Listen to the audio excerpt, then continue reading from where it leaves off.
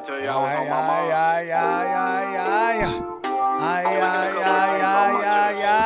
Who that, who that, who that, who that, who that, who that, who that, who that, who that, trying to get up in my crew. So, ay, ay, ay, ay, ay, ay, ay. Ay, ay, ay, ay, ay, ay, ay. Who that, who that, who that, who that, who that, who that, who that, who that, who that, trying to get up in my crew. What's up? It's your brother, it's your cousin, your uncle, your nephew, your friend, but I can't be your son, it's your kinfolk. William Jewell. Giving you my detail as I'm articulating. This is articulating. Rap, rap, rap, rap. How y'all doing? How y'all doing? If you haven't already, make sure you hit that subscribe button and turn on the notifications so you can get all the new videos and new content when I post it. I'm just trying to give y'all that vision. I'm just trying to articulate this rap, you dig? So it's a lot of things as usual this year of 2024 that's been going on with rap. And we gotta discuss it and we gotta talk about it. Right? Because sometimes you need that voice. Sometimes you need that real detail. Sometimes you need that real microscope on this shit to see the bacteria, to see the germs, to see the shit that can contaminate you, right? If you're not aware, if you're not paying attention. So I'm definitely going to help do that for y'all today. I'm definitely going to show y'all the light, with a little bit of darkness. You know what I'm saying? Young chocolate. You know what I'm saying? Young chocolate boys, young dark skins. Right, but man, J.Cole. Let's go straight to it. Let's get right into it. Right, he's calling himself the GOAT with features alone. And to be honest, I haven't really talked about none of the feature songs that he did. I didn't talk about Ruby Rosary. I really didn't talk about much of what he's done, but we go Ruby Rosary. We go to a plate of collard greens that were released with him and Daylight in the middle of the week. And then we go to the Friday release and T Grizzly blow for blow.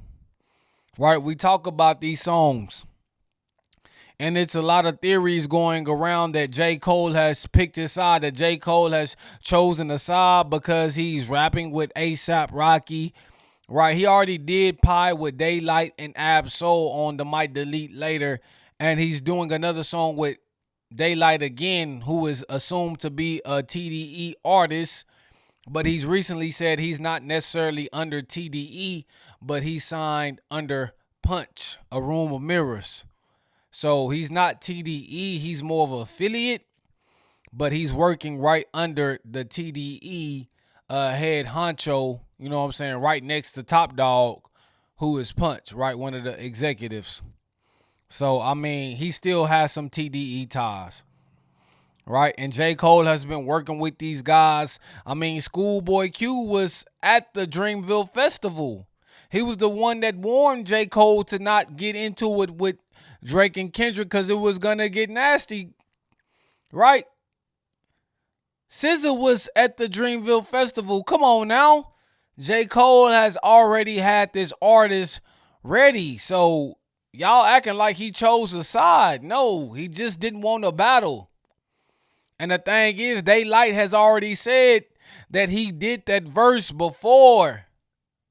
Right, he did that verse before the beef even started. I'm sure Ruby Rosary. I'm sure J. Cole did that verse before the beef even started. I know the theories sound nice. I know the theories sound like you're a genius. I know the theories sound like that you're on to something, but like, bro, stop all that bullshit. Stop all that fake news. Stop all that baiting and switching.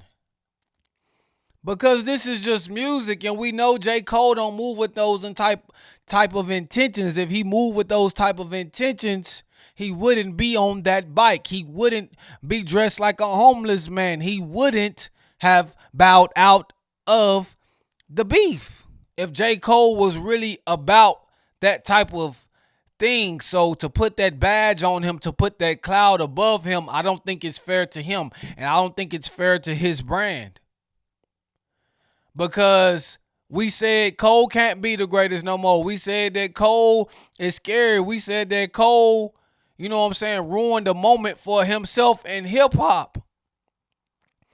Right, but we also said the only way to get those fans back, the only way to garner our attention is if he released great music.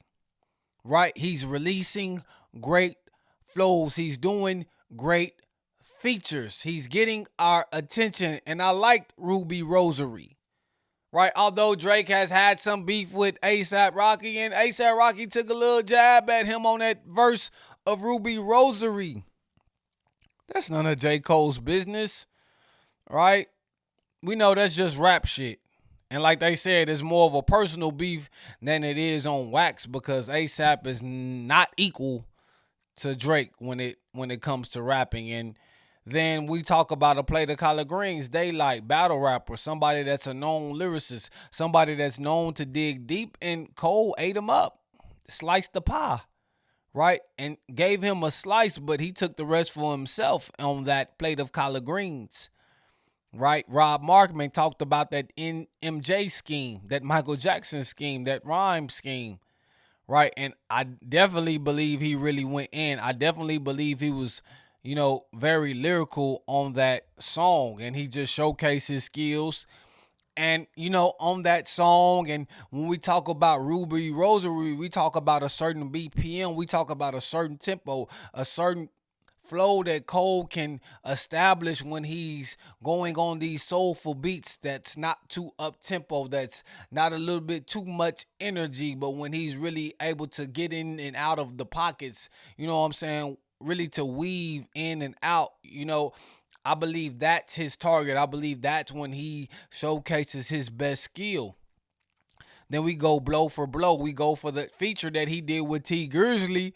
I think it was straight. I think it was cool. I think he has some lyricism in it, but it's something that's not genuine about it. It's something that's not believable about it. It's something that, it just doesn't sound authentic, right? Although he's going in a more upbeat tempo, I just don't think that's his tone. I don't think that's his BPM. I don't think that's his frequency. I feel like Cole operates on a slower frequency, not too high energetic. And that's because that's who Cole is. So even though he's giving you the lyrics, even though he's kind of giving you some wordplay, like with that song, I feel like it left more to be desired. Like I wanted a little bit more performance on that song versus just something lyrical. And I think he tried to do it, but I just wasn't pleased with it. So I feel like to be the GOAT of the features, you should be able to rap at any tempo on any beat using any flow, pattern, cadence. And we know Wayne has done that throughout his career. And so you can't be the GOAT off features, J. Cole. You haven't even been in the game long enough, as long as Lil Wayne, to do the features that he has done. You know what I'm saying? To get the attention that he's getting. Yes, Cole, you got great features. But Wayne was right on your tail in 2022. He was right on your tail in 2023. And he's been in the game for over 20 years for sure. So to really say that you're the feature GOAT, to me, that's dishonest. To me, that's disingenuous. To me, that's braggadocious. That's ego talking. But when we really look at it in a reality type of microscope, I don't think that's the case. So I like what J. Cole is doing. I feel like the moves that he's making since he's bowed out, mine is grippy, right, have been good moves. And I can tip my cap to him. Right, I can tip my cap to him, and we just want that fall off. We just want that album, cause even Mike Delete later gave us something to be desired. You called it a mixtape, you called it an EP, right? But to me, like he had a good stretch where he was really rapping and where he was really delivering, but it wasn't like what we needed in whole, what we needed in totality. He gave us kind of like a piece. He gave us just a small segment. He gave us just a little taste, a little sample of the real Cole that has the true flavor that can be delivered. And I wonder how the fall off is gonna sound. I wonder, like, will it reach the expectations? I wonder, will he try to be up tempo? I wonder, will he stay within his BPM range where he can really just get off his lyrical prowess? I wonder why. I'm questioning. I'm guessing the fall off. Like, I believe this is right in line with the fall off. They said he fell off because he didn't want to engage in beef. Now he's coming back and delivering these type of verses, and people are really, coming back to the table and really ready to break bread. And I said Ruby Rosary could be considered one of the verses of the year, and so can a plate of collard greens. I think he's really outdid himself. I think he's really shown like his skill set, shown his talent, and shown his wherewithal, his persistence. Right? Because it's hard to be confident. It's hard to be focused when everybody is pulling at you from which every way you can think of. And they want you to side with somebody. They want you to pick a side. They want you to battle. They want you to beef. They want you to put your legacy on the line. They want you to put all your dirty laundry out in the street so they can judge you from their keyboards. They want to see you sweat a little bit. And Cole has shown that even though he can sweat with the homeless clothes he's wearing, that sweat doesn't look as bad. It looks like it's comfortable. It looks like it's supposed to go with the outfit. That sweat looks like it's appropriate with the attire that he's wearing. So I think J. Cole is headed in the right direction. And only we can tell when the fall off comes. So, Cole, he's not the GOAT of features, but he's one of them. But he's not the last guy at the last level, that's hard to beat. And you got to play that level about 20, 30 times to like even get a hit on him. I think Cole is one of the top bosses, but he's not the one at the top of the building, the totem pole. And then, damn, we hearing a lot about Cardi B. We hearing a lot about Offset. Like, we hearing a lot of messy shit. Like, and really, I don't even like to talk about shit like this. I really like to keep it music. But people want to hear the insight of these type of things, especially from a man's point of view, coming from what Cardi B has said about Offset, especially coming from somebody that's married and know the inner workings of how a marriage is supposed to operate. Like, at the end of the day, you're supposed to put God first. You're supposed to put God first when it comes to a marriage, when it comes to that unity, when it comes to like tying or not, like, equally yoked. When it comes to, unifying and being as one on a united front, you got to put God first. Whether that be the scriptures, whether that be praying together, whether that be the principles of the Bible, right? Because it's the basic instructions before leaving earth, right? Because, I'm a more of a spiritual guy than I am a religious guy. But I believe all marriages start with the Bible, and that's how they become successful. Because isn't that why you're getting married? Because the Bible is pretty much what teaches marriage, right? The religion is what teaches, the Christian religion is what teaches marriage. And I know other religions teach marriage, right? And even if these other religions teach marriage and you're some type of spiritual person, you know what marriage means. You know how important it is. You know how significant, how valuable, how resourceful being married to a woman like Cardi B being married to Offset, right? And they're not being a team. And they're not putting God first. This is a former stripper. This is a former rapper. We could see how sin could get in between them and cause some type of chaos. And when you don't put God first, that's what happened. Right? Because y'all want to talk about a woman sleeping with a man while she's pregnant, right? And we could talk about that. And if she's not with that man anymore, and she want to give up that pregnant poo nanny, that's her choice. Like if you're out there in the streets, if you offset screwing every other woman you can get your hands on just to get your get back, just to feel like secure with yourself, as Cardi B is saying, like, then how can you get mad when the shoe's on the other foot? How can you get mad when the rabbit got the gun? And why are y'all doing this in public? That's the ugly thing about it, right? Because that's the godly principle of it all, my nigga. Like y'all putting the whole world, y'all putting the internet in y'all business. The internet ain't supposed to be in that business. And when you put people in your business in a marriage, it's hard to go back on what business that you stood on. When you put the internet in your business and people are judging you, people are looking at you sideways, people seeing you from a different lens, and then you want to go back and, retract those statements and spin the block and get back with that woman or get back with that man, then what does that make you look like, right? And eventually you're going to get tired of looking like the fool. But if you would have kept it secret, if you would have kept it to yourself, it'll be easy for you to,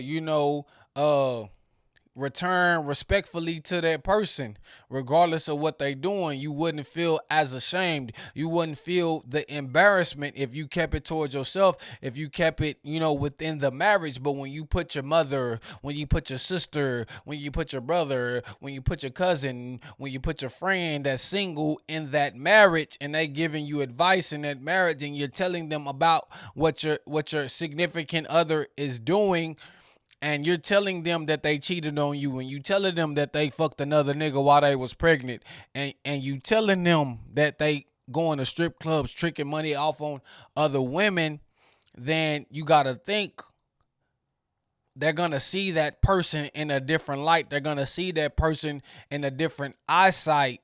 And when they come back to the table, it's going to be like, girl, he did this, he did that. Bro, she did this, she did that. Why are you going back there? I think you know what I'm saying? So just think about if the family members and friends get involved, right? It goes on to another level once you start including the whole world, the whole public. And it's hard to backtrack. It's hard to circle back on those steps. It's hard to take some of those things back. It's hard to live down some of those moments. So y'all making it harder to be together, to unify, to rekindle, and to just get back together because of all the things that y'all doing publicly. So I mean, that's at the end of the day, that's how you got to look at it, right? We trying to look at it, is it right for a woman to mess with a dude while she's pregnant, or is it a right for a man to do whatever he want to? You know what I'm saying? Because the girl keep taking them back. Like, that's just simple. You know what I'm saying? That's a shallow mindset when it come to it, because marriage is deeper than that. And we can tell that a lot of y'all ain't married. We can tell a lot of y'all ain't in unison. A lot of y'all ain't together on the forefront. And it's showing. Because the advice y'all giving, the posts that y'all making, all that shit y'all saying. Because if you're gonna be with the woman, it don't matter what she was in the past. It don't matter her body count, right? Because Jesus, when that woman touched the hem of his garment, right, the prostitute, she was whole again. She had the issue with the blood. Mary Magdalene, come on now, she was running with Jesus in them. Like Cardi B, I know she got the checkered past. I know she's drugged men and robbed men according to her. I know she's done all these things. But once you get on your knee and ask her to marry you, once you go down the aisle for your family to see, once you make that commitment in front of God, nigga, you gotta uphold that shit. And when you don't uphold that shit, everything don't go right. The Migos is breaking up. We lost Takeoff. This last album was okay, but Offset, bro, do right. Right? Because niggas ain't doing right and they wonder why everything is going wrong. And when you're doing wrong, as a man, as a leader, what does that look like? What type of example is that to set for your lady? Because if we know she's already been in these streets and she's already maneuvered like this, it's in her nature to do something like this if the leader, if the man of the household is not, doing what he needs to do to uphold his end of the bargain. So, like, bro, that's just how that shit go. Like, y'all niggas ain't married. Y'all niggas ain't got no wives. Y'all hoe ass niggas single trying to give advice about a baby mama. Man, y'all niggas don't know shit. Right? And at the end of the day, I feel like whatever Cardi B is saying, it might not even be real. Whatever they doing in front of the public, in front of the cameras, it might not even be real. It might be a facade. So, because why bring that to the internet? Why bring your marriage to the internet? Why bring something so sacred, something so sensitive, something so fragile? And not even fragile from that standpoint, but something so delicate, right? To the internet, for them to tear it down, for them to judge it, and for them to crucify y'all. Why bring that to the internet if y'all really cared that much? So I just think it's fake news. And if some music come out about this, I'm not gonna like it. I'm not gonna appreciate that y'all doing all this bullshit, that y'all spewing all these lies about each other on purpose to create some type of attention for some music to come out. So, I mean, I get it.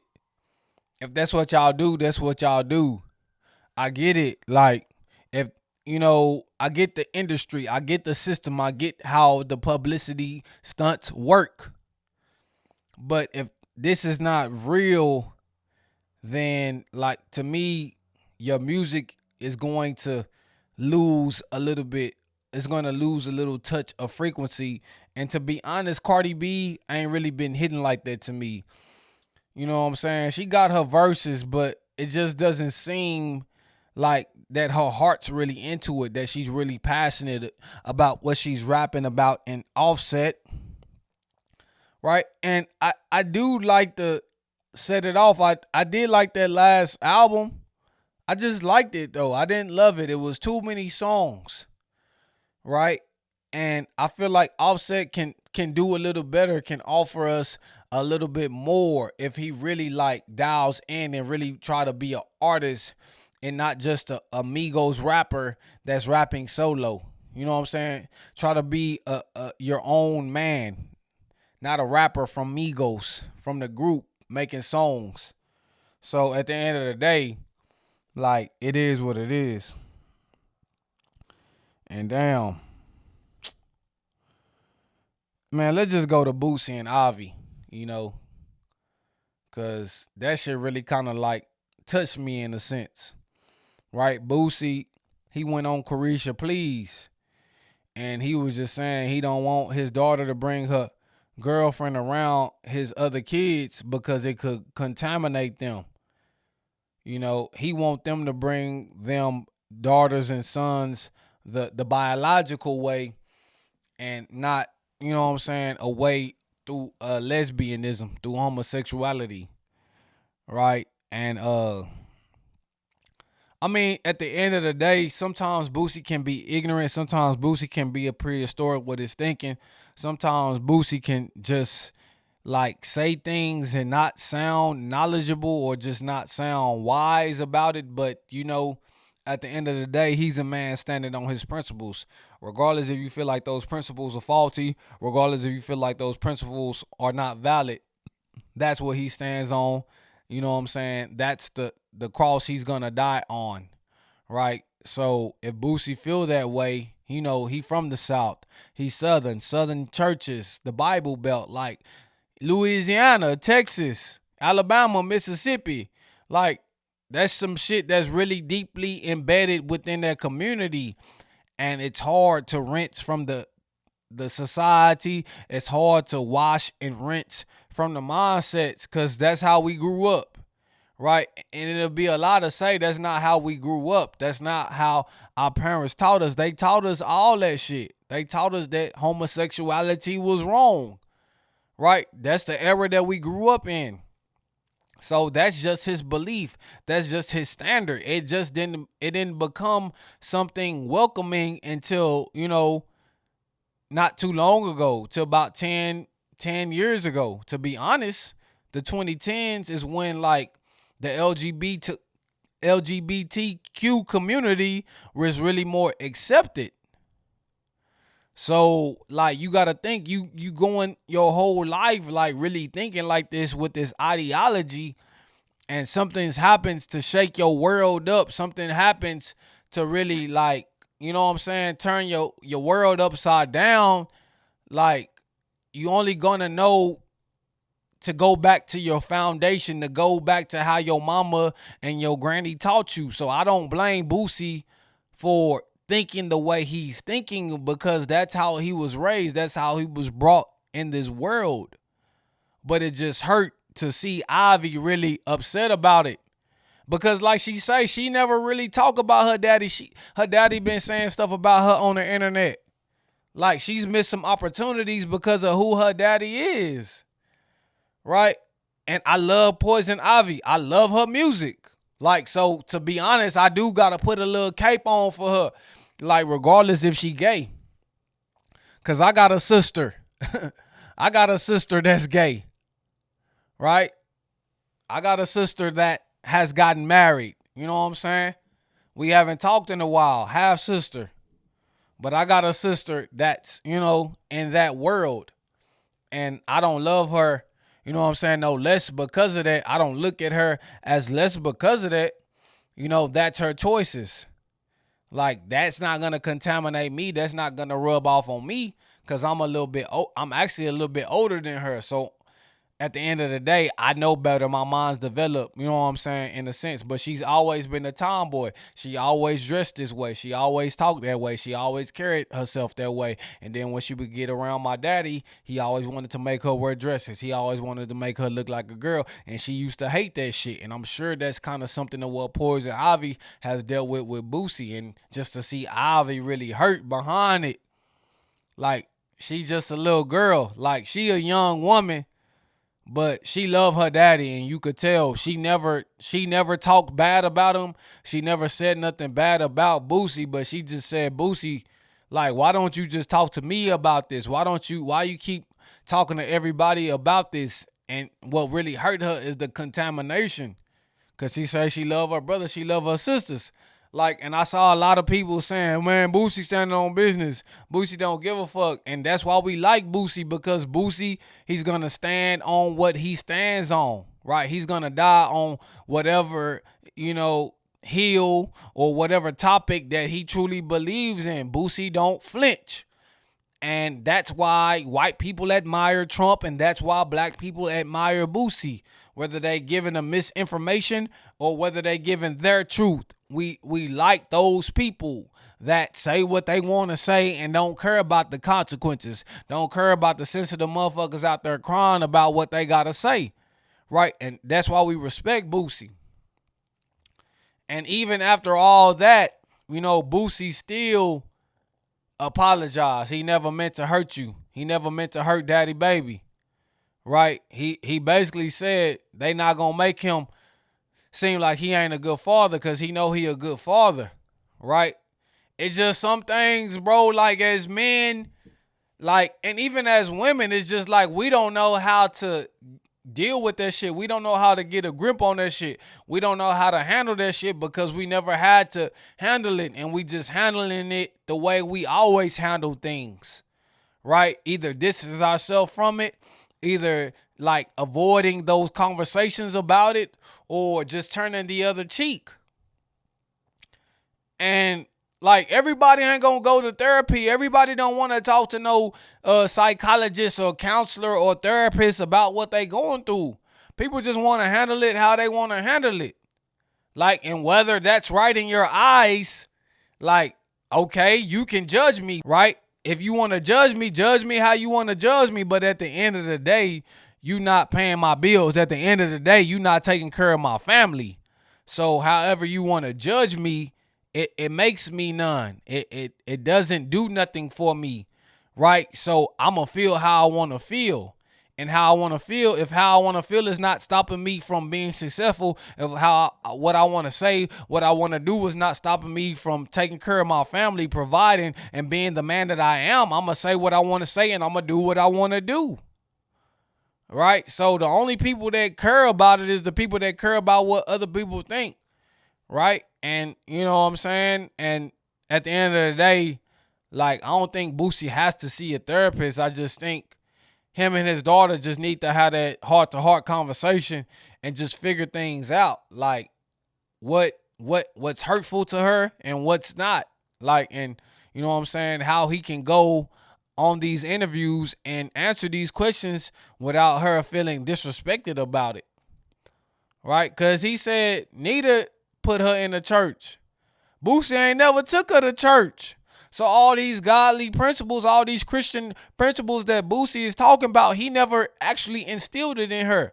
And they going back to the song when he was talking about Dyking. Got two girls in the back seat, red bones in the back seat.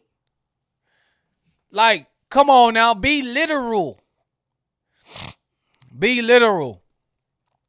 When dudes talking about they want two girls, they're just illustrating like what that would look like, right?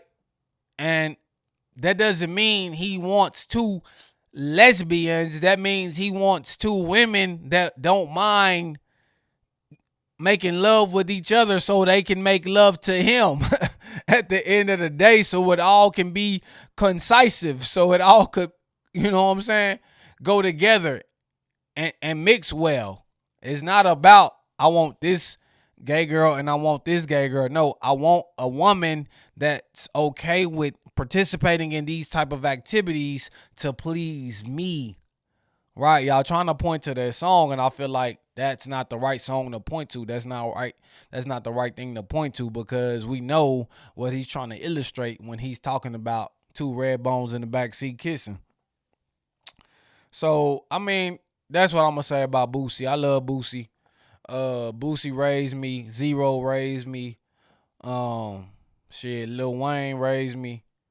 So those are like artists are my legends that I kind of like. Jeezy, like, that I really look up to, like, not from like a standpoint of their father figures or I'm gonna go with everything they say, but some of the principles that they lay down, you know, in their music is something, you know, I could appreciate growing up, and something that kept me grounded and something that kept me solid and kept my foundation intact. Although they didn't do everything the right way, you know, but those solid principles about being a good friend, about being a hustler, about being somebody that take care of his family, about being somebody that show love, you know, to his mama, show love to his neighborhood, show love to his community, then those principles is something that, you know, they'll die with me. Right. And I can appreciate Boosie for instilling that in me. My mama no love. My mama no love. You know what I'm saying? And mama, I'm sorry for everything I put you through and everything I did for you. I did it because I'm sorry. When push come to shove, she be always love. She be always love. Like, shit like that, you know what I'm saying? Like, telling your mama you sorry because you know you was on that bullshit when you was young. Like, just being a stand-up man, like, we can't forget about those damn principles. And Boosie is not perfect. Malcolm Martin was not perfect. Umar is not perfect. Charlemagne, Joe Budden, right? Kevin Hart, they're not perfect. Diddy, he's not perfect. R. Kelly, Bill Cosby, they're not perfect.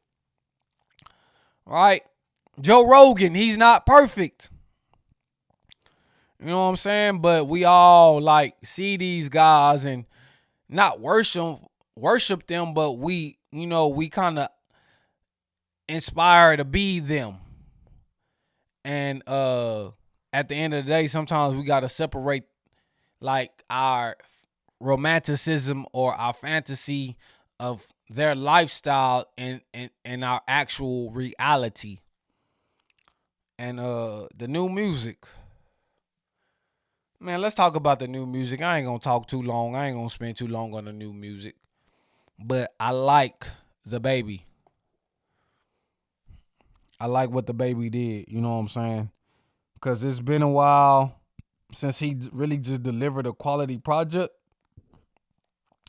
But he did with how the fuck is this a mixtape? And that's the question that we really need to answer. How is this a mixtape? 14 songs, right? I think it was like 44 minutes. 14 songs, 33 minutes. So this is a quality and concise album. This is not an album full of long songs. This is an album that has great production. This is an album has quality samples. This is an album that really caters and really complements his freestyling flow and complements his cadence. This is an album that flows well, that's very cohesive from beginning to end. This is an album that really kind of showcased his ability to rhyme, that showcased his rhyme scheme, his patterns, even though everybody keeps saying a baby has a different flow, but it showed a little bit of uniqueness, in certain beats and certain production on this album. And he gave the ladies something, he gave the fellas something, he gave the streets something, and he gave those thinkers something. He gave the naysayers, the doubters, something to bring back to the people who don't believe in him, because he's uh all about making that comeback, right? All about these freestyles that he's did on LA Leakers, all about these freestyles that he did, and he's really trying to like get his spot back, right? We talk about Lil Baby, we talk about Dirk, we talk about the Polo G's, the Ace Boogies, the Lil TJs, but nobody is really like dedicated, is committed as much as what the baby is doing. He's really serious about his comeback because he said some things and it got him off track. But regardless if he says some things, when we look at the landscape and when we look at the climate of how those people in his era have been doing lately, then at the end of the day, it was going to be evident, it was going to be unavoidable that he could have fallen off regardless if he was dropping music, if nothing ever happened on that stage, right, in Miami, when he talked about the gays, right, Rolling Loud.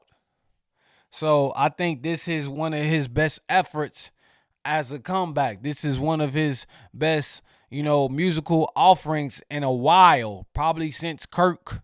Probably, I don't know, but this is something that the songs were great. Like every other song could have been a hit song if it's worked well. Every other song like resonated with me. Every other song I really liked. I'm outside. I really like did I liked I'm outside, did what? Like the very first beginnings of the songs. Then he goes to Fat, talking about women. Then he goes to Risha Roulette, talking about women. Hollywood Freak, talking about women. Right? So he's really catering to the women and just catering to his guys on this project. And I really think that he made an impact. I really think that he he made another footprint in the sand going forward on this album. So we gotta give the baby, what I'm saying, credit. And then one more guy I want to shout out, right? We gotta go to Leon Thomas. We gotta go to Mutt, right? Because Leon Thomas, this is the guy that was on Nickelodeon. This is the guy that has wrote some like songs for some of the biggest artists. Now I'm just looking at his face. Like Leon Thomas, this guy is solid. Like I really like this music. When I heard that song Feelings on Silent with Wale, that really got my attention. Lucid Dreams with Masego. Yeah, it is.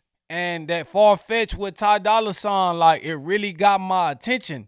It really got my ears. It really got my eyes. Like I was really loving this album because the thing about it is, like when it comes to R&B, when it comes to singing, I like an artist with a certain type of tone to his voice, a certain type of texture to his voice, a certain type of passion in how he's singing and how he's approaching his artistry.